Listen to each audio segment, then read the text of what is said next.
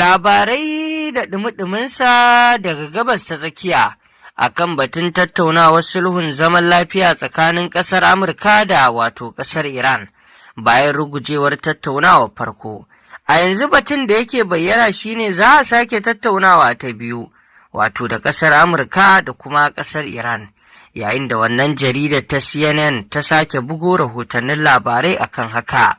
Inda babu shakka dai kamar yadda kuka sani waccan tattaunawa ta farko an gabatar da ita ne a ƙasar Pakistan a Islamabad,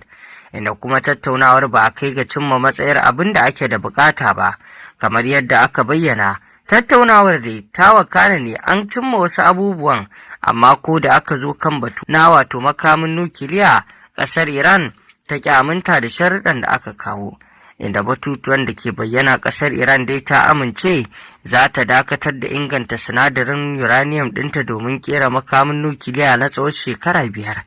inda ƙasar Amurka kuma ta ce sama bin ba zai yiwu ba, sai dai ƙasar Iran ta dakatar da inganta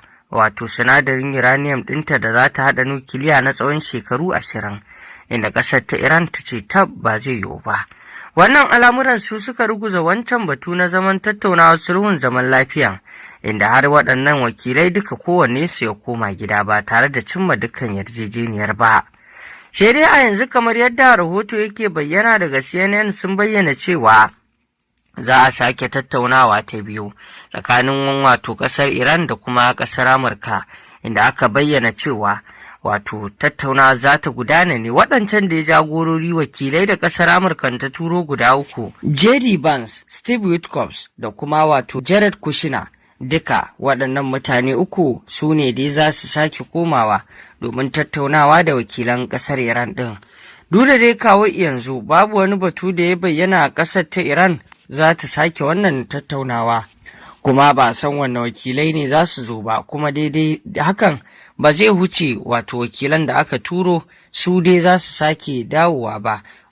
Kamar yadda ta bayyana, su Abbas Arachi su suka halarci tattaunawa ta farko, kuma a yanzu ma ana sa ran idan hakan ya yiwu to za su dawo zuwa karo na biyu, wanda babu shakka sai dai a jira a ji kuma me za a cimma. Kamar yadda muka sani ba a samu matsaya ta farko ba, walau Amurkan da yanzu ta ce za a sake tattaunawa ta biyu, wala Allah ta ɗan saduda akan wasu ƙudure-ƙudurenta, wanda babu shakka sai dai yadda tattaunawar ta kasance, inda in dai an zauna kuma abin ya tabbata za a ji. A yanzu kawo yanzu ba mu samu rahoton ran yaushe za a yi tattaunawar ba, kuma a wacce ƙasa za a yi tattaunawar, sai dai ana tsammanin ta iya yiwuwa a Turkiya za a yi wannan tattaunawar, amma dai babu wani tabbaci cikin al'amarin. To masu saurare, kun ji dai yadda abubuwan ke wakana. Wannan yaƙi dai tsakanin ƙasar nan ta Iran, Amurka da Isra'ila abu ne da za a iya kallonsa da cewar a yanzu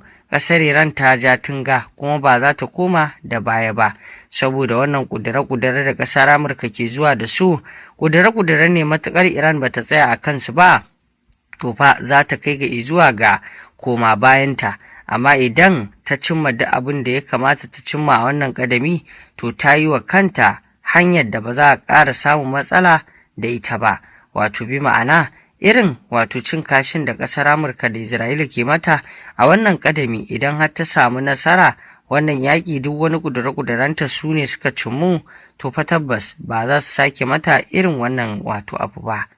Masu saurare, ƙarshen rahoton kenan. Me za ku ce kan haka? Mun gode. Ku ci gaba da bibiyar wannan tasha tamu, ku dangwala alamar subscribing domin samun rahotannin labarai a koda yaushe.